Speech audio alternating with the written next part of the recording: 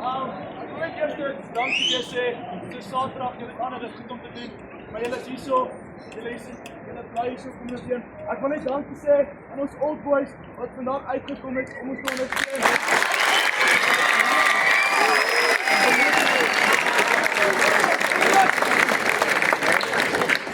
Laasweek gesê, ons wil vir een en elkeen van julle speel en dis wat hierdie 23 manne gedoen het op daai veld.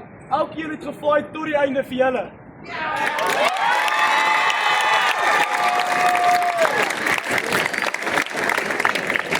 skoolie. 1, 2, 3.